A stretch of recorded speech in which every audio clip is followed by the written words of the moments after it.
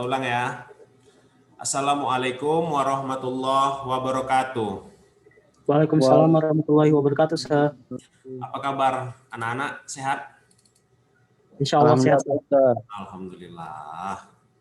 Hari ini seperti biasa kita masuk materi masih pembahasan soal TPS, pemahaman bacaan dan menulis.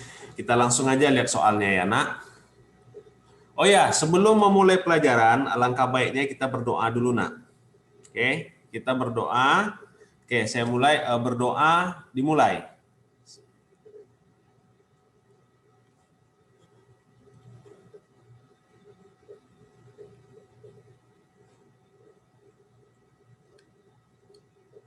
Berdoa selesai. Oke, hari ini kita mulai ya, Nak. Pelajaran ini cuma berapa nih? 8 orang, nggak apa-apa lah. Yang penting kita semangat lah hari ini. Pembahasan soal TPS pemahaman bacaan dan menulis. Ini lihat baca soalnya dulu, pahami, setelah itu baru baca teks ya. Oke? Oke, Sir. Oke, yuk kita mulai. Judul yang tepat untuk teks tersebut adalah A. Penelitian terhadap kawasan Hitu. B. Jejak hunian kuno di tanah Hitu. C. Leluhur Hitu sadar bencana tsunami. D. Pemukiman warga Belanda di Hitu. E. Pengaruh VOC pada tradisi orang Hitu. Oke, udah bisa dipahami? Kalau perlu di screenshot. Kita ke ini ya, ke teksnya ya. Oke, kita ke teksnya.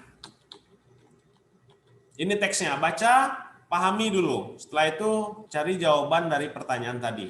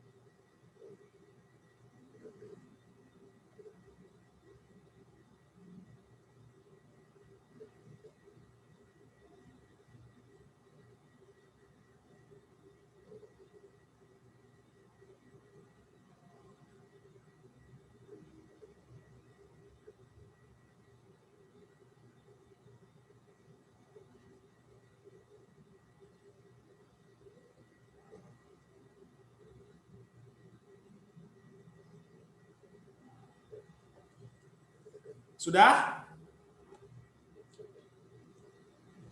Sudah, Nak? Halo, nggak tidur kan? Udah, Pak. Oke. Saya B. Hah? Saya B. Oh, langsung jawab ya.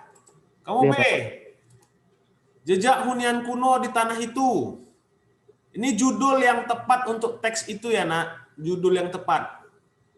A. Penelitian terhadap kawasan Hitu. B. Jejak hunian kuno di tanah Hitu. C. Leluhur Hitu sadar bencana tsunami.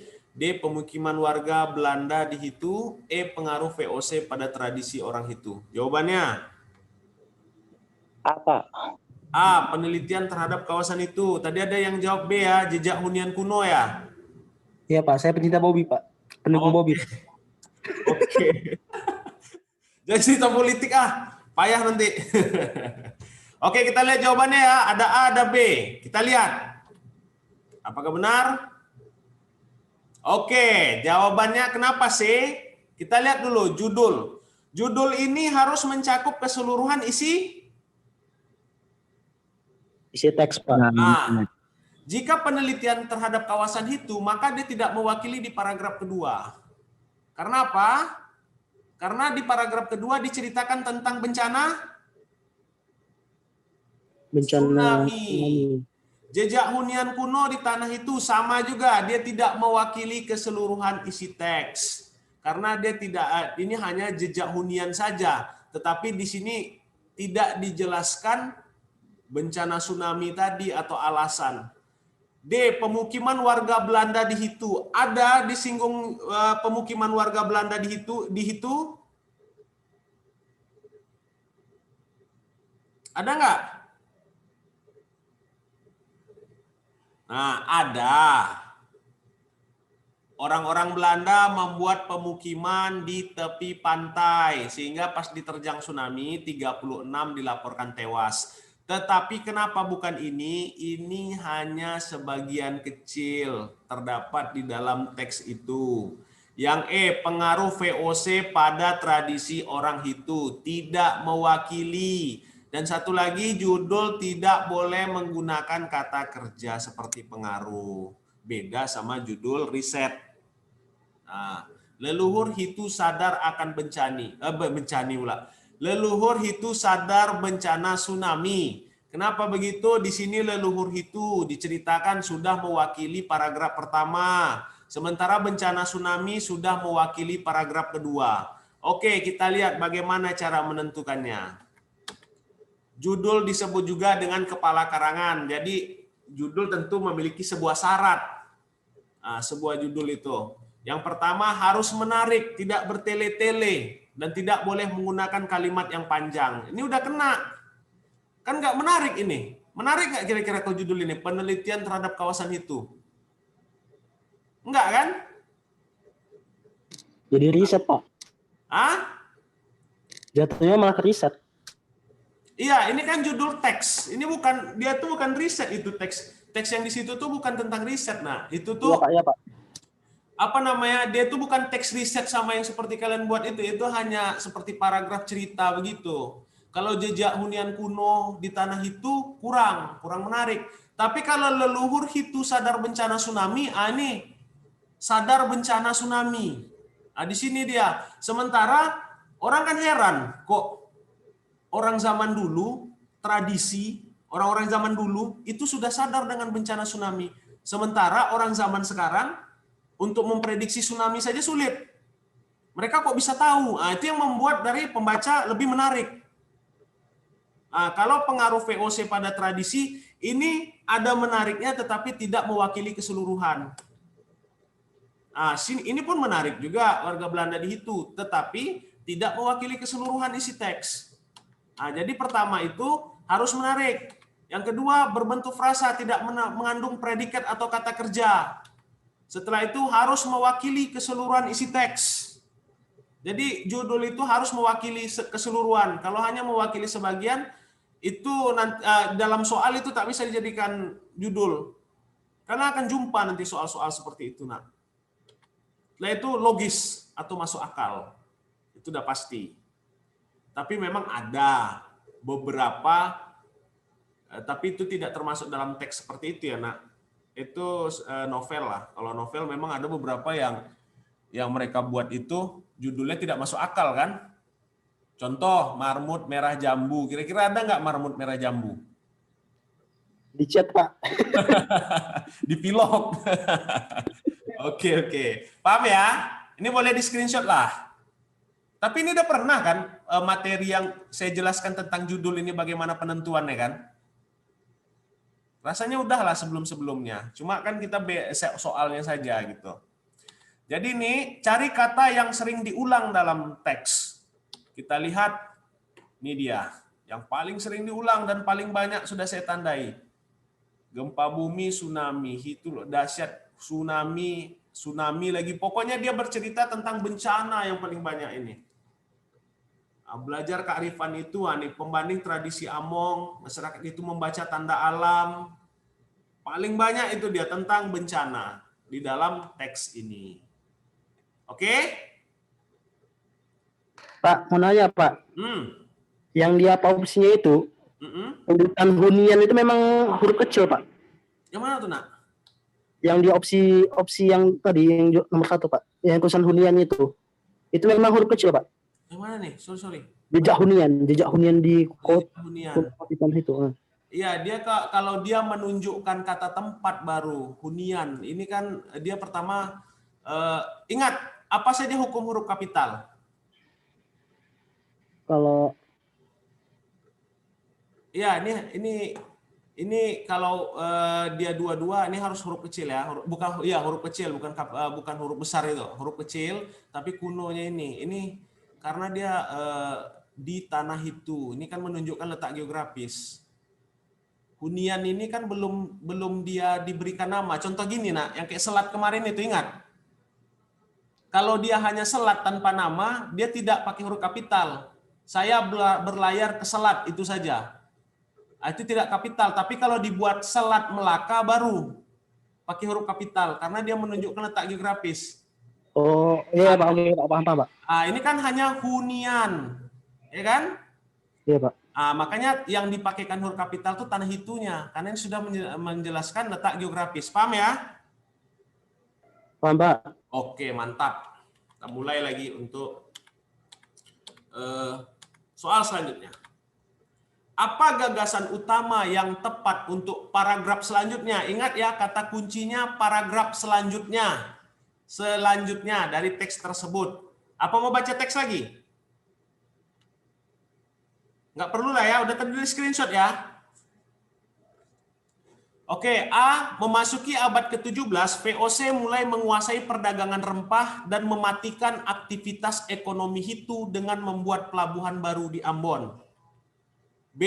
Perkiraan peneliti kawasan Hitu dihuni jauh sebelum kedatangan 4 kelompok masyarakat yang pertama datang ke tanah Hitu sekitar abad ke-15. C.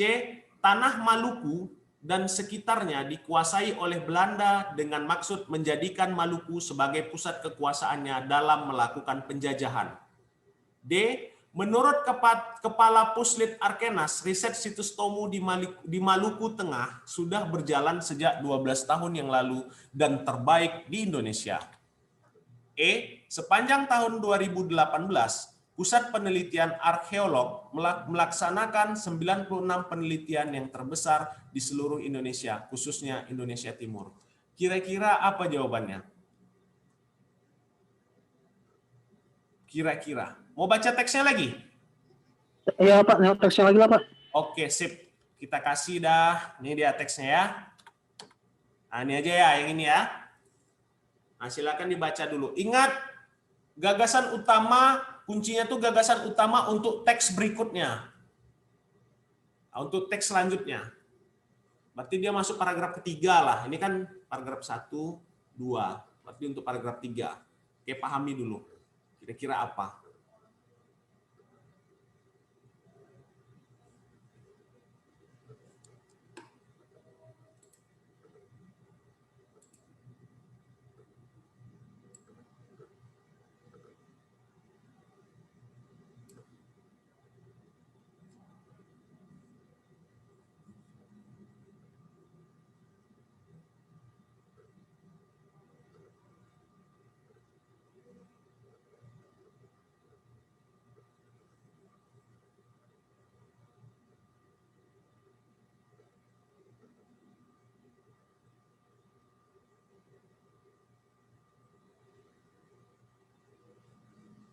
Udah dapat?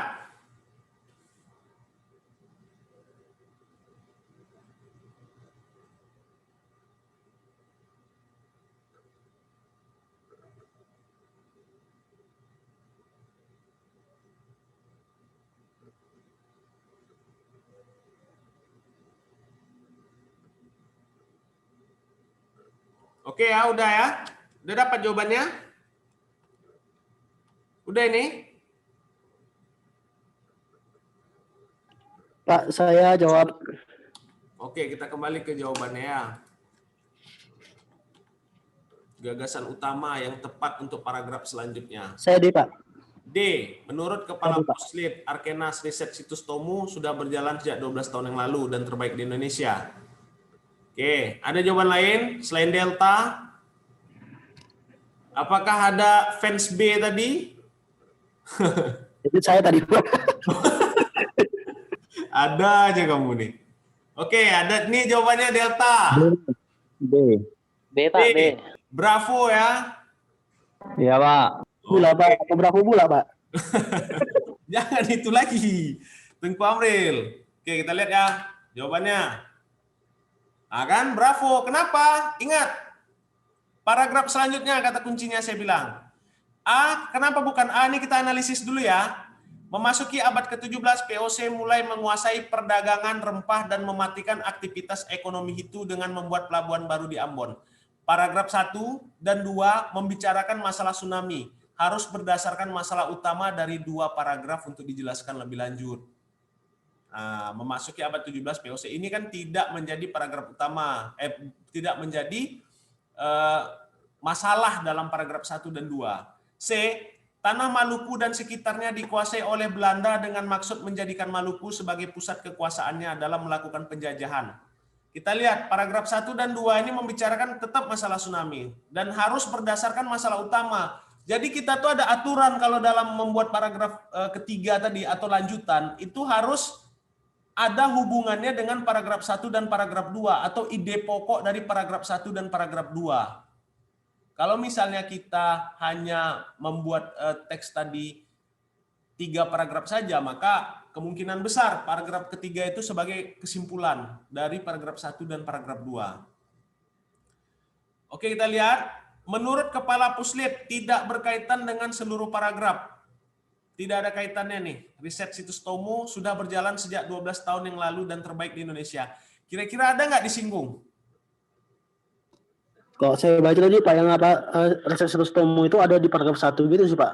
Iya. Nampak saya.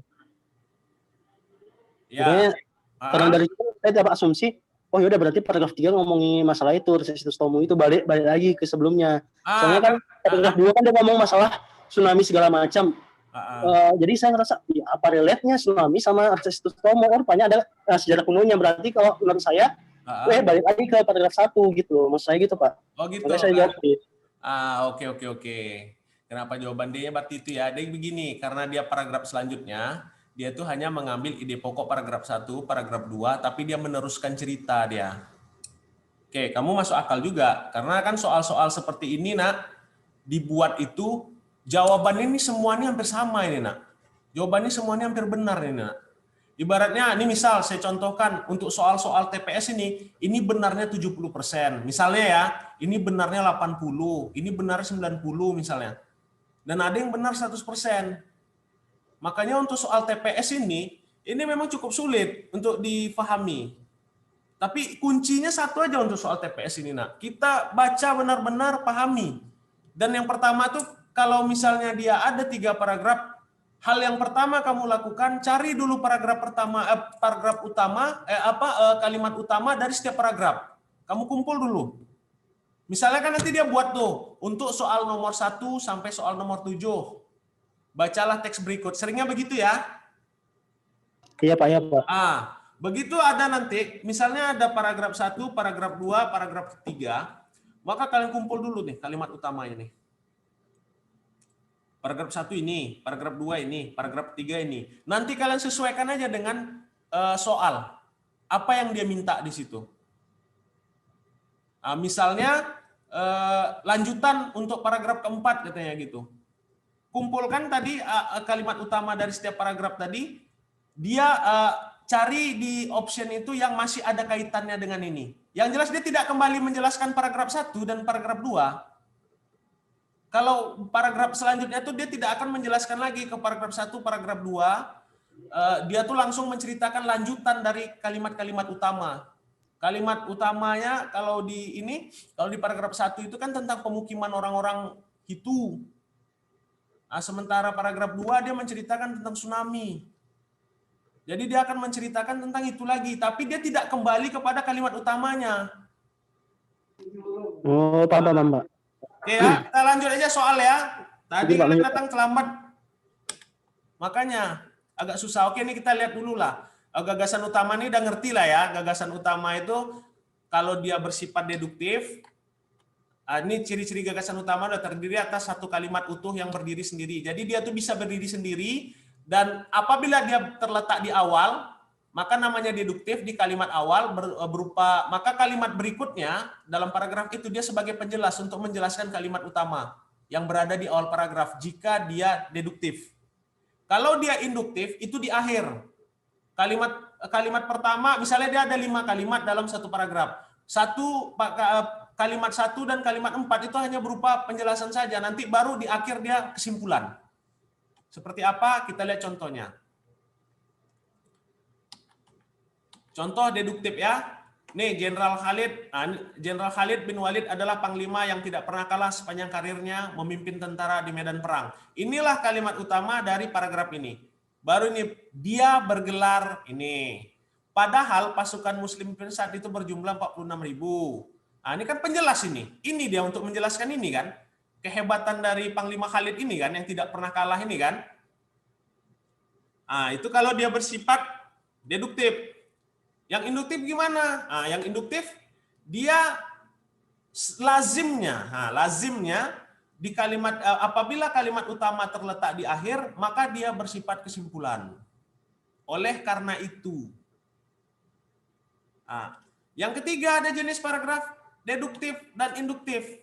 Nah, kira-kira seperti ini. Beberapa tips belajar menjelang ujian akhir nasional, jangan pernah belajar dadakan katanya. Artinya, dia akan menjelaskan ini ya.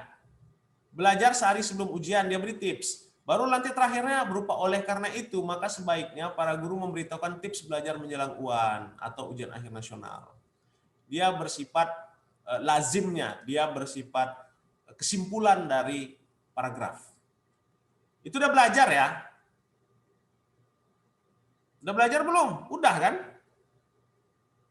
Udah, Pak. Jadi coba nanti dibaca-baca lagi atau di psikologi itu kan nanti saya masukkan juga soal-soalnya, terus juga ada modul kemarin sebelum ini saya masukkan e-book ya tentang PUEB juga kan. Itu tolong dibaca-baca. Kalau untuk PUEB, huruf kapital, tanda titik, tanda koma, tanda petik. Nah, itu yang paling sering keluar penggunaan-penggunaan itu. Oke, kita lihat. Paragraf kedua teks tersebut sebenarnya terdiri atas 2 paragraf. Kalimat yang mengawali paragraf ketiga adalah A. Kalimat 9, B. Kalimat 10, C. Kalimat 12, D. Kalimat 13, E. Kalimat 14. Kita kembali ya ke teks tadi ya, biar bisa dibaca. Nih pahami, udah ingat nih, A9, B10, C12, D13, dan E14. Catat kalau perlu. Udah di screenshot? Udah, Pak. Oke ya, kita kembali ke teks. Saya tahu nggak mungkin hafal dalam waktu sebentar aja. Langsung bisa hafal seluruh teks itu. Mana tadi nih teksnya? Oke, ini dia. Berarti paragraf kedua ya. Kalimat 9 ya, berarti ini ya. Nah, ini dia nih, yang mau diidentifikasi nih. Kalau nggak salah saya apa? Kalimat 9 tadi ya. Kan paragraf kedua ini terdiri dari 2 kalimat yang bisa diteruskan gitu. Mana yang bisa diganti gitu, kurang lebih seperti itulah.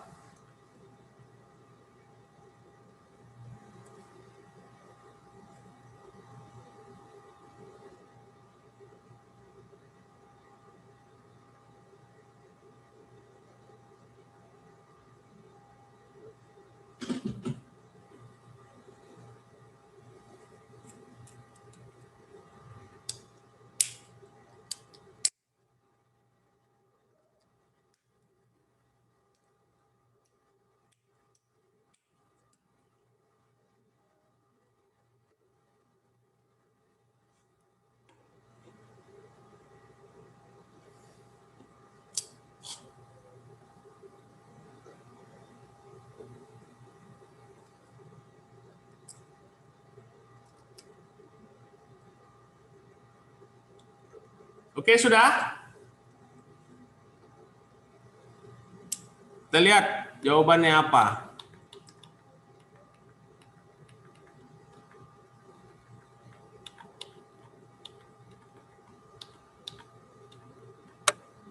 Oke, paragraf kedua, teks tersebut sebenarnya terdiri atas 2 paragraf. Kalimat yang mengawali untuk paragraf ketiga adalah, di paragraf kedua, di teks tersebut sebenarnya terdiri dari 2 paragraf. Itu karena disatukan.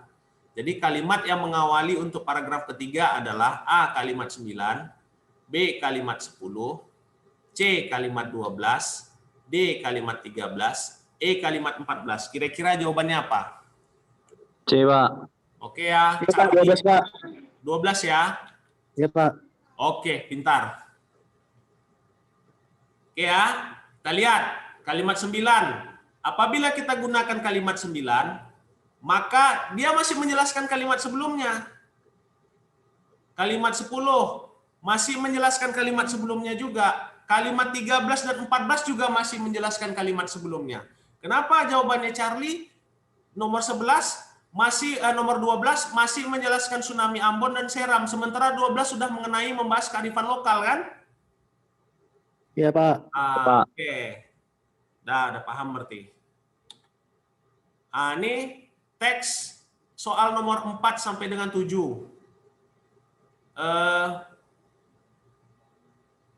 Tsunami, ini yang dijelaskan tadi ya. Tsunami 3 meter, ini dia. Sebanyak 36 orang dilaporkan tewas. Sementara itu dari korban jiwa akibat bencana itu di seluruh Pulau Ambon dan Seram mencapai 2.322 jiwa.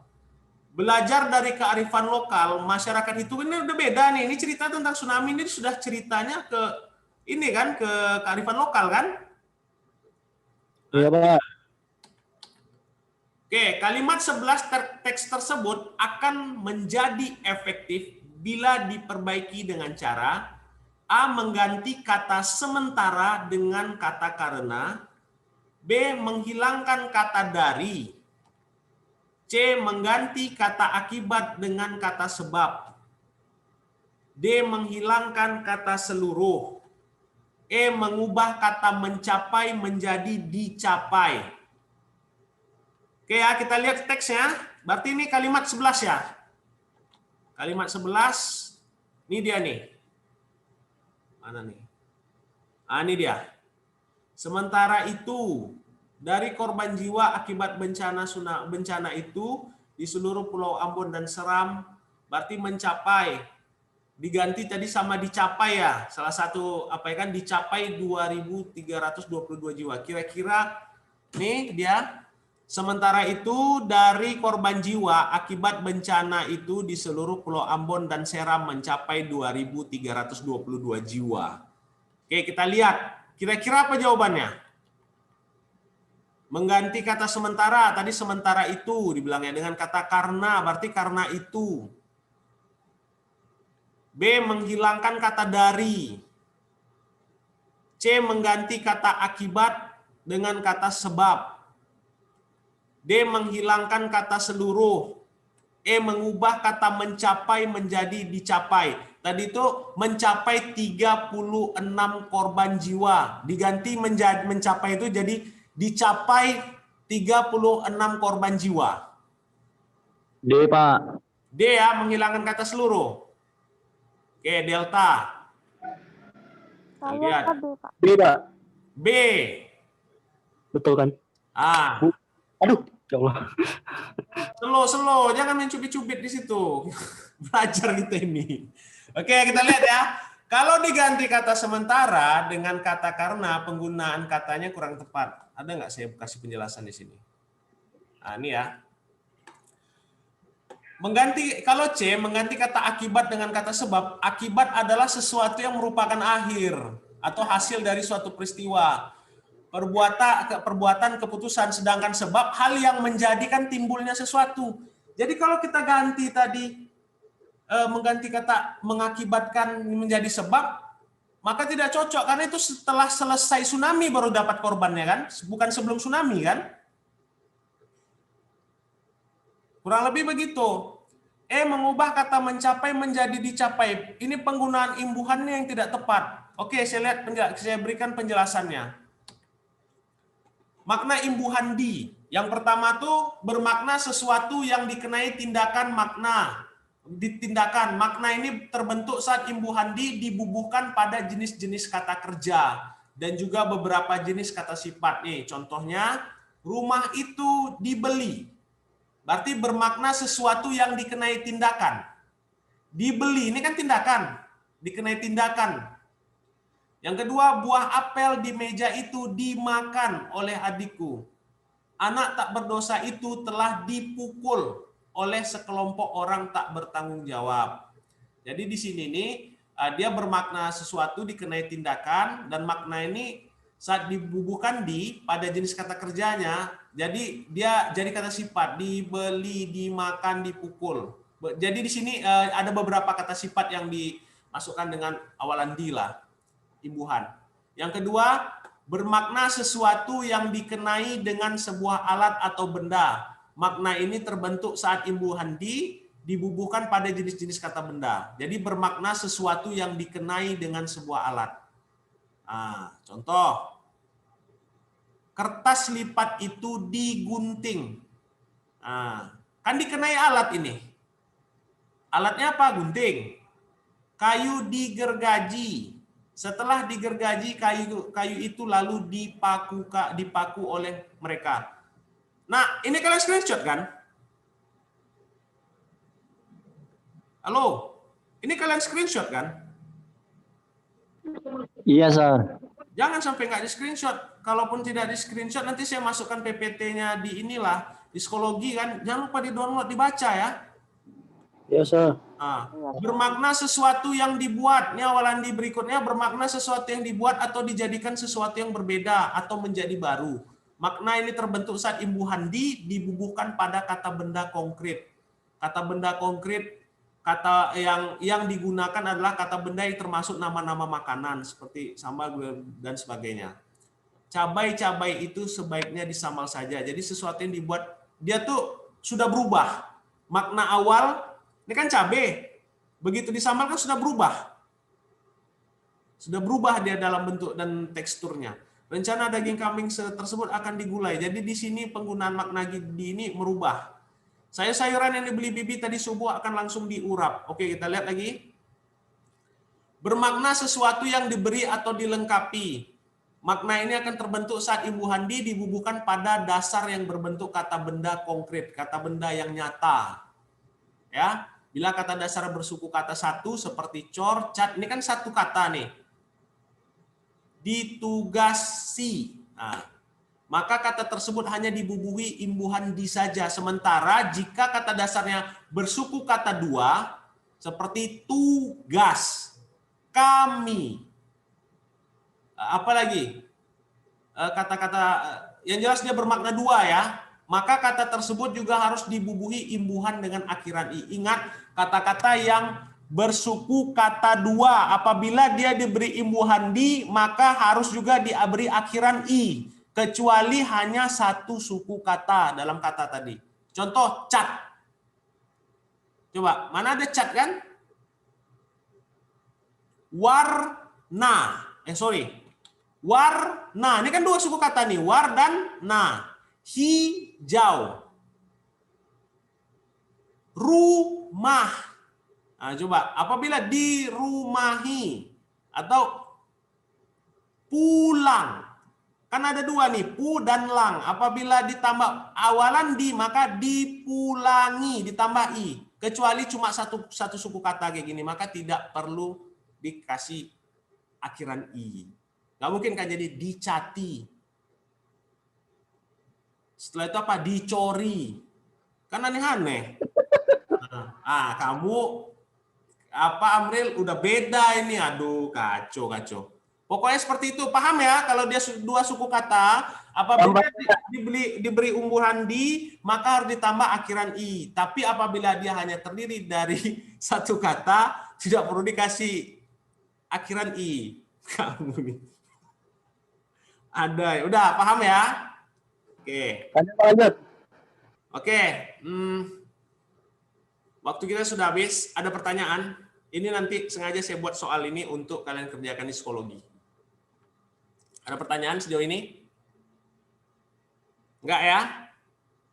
Cukup jelas ya tadi sudah pertanyaan. Yang tadi Pak, yang menghapus kata seluruh tadi, itu kan seluruh pulau.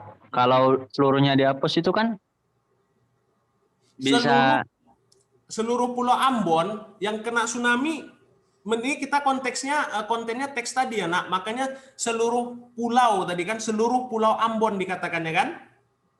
Iya Pak. Nah, apakah seluruh Pulau Ambon yang kena tsunami? Ya belum tentu sih Pak. Nah, Hitu kan cuma kawasan Hitu kan dalam teks itu kan? Iya Pak.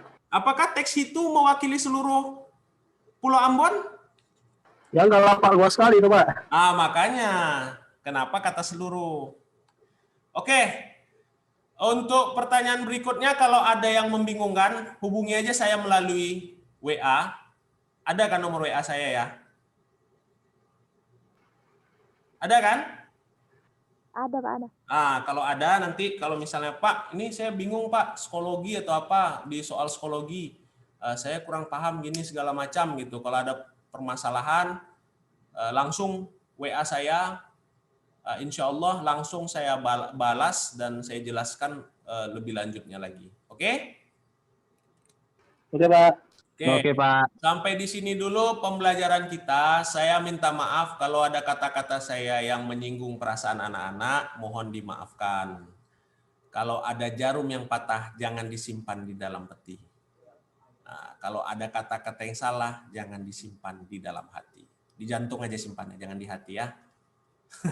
Oke, kita ucapkan alhamdulillahirabbil alamin. Semoga pembelajaran hari ini diberikan berkah oleh Allah dan kita diberikan pemahaman tentang pelajaran ini, dan insya Allah kalau orang-orang berilmu maka tempatnya derajatnya spesial di hadapan Allah. Kita ucapkan alhamdulillahirabbil alamin. Sampai jumpa di pertemuan selanjutnya. Assalamualaikum warahmatullahi wabarakatuh. Waalaikumsalam warahmatullahi wabarakatuh. Terima kasih Pak. Sama-sama.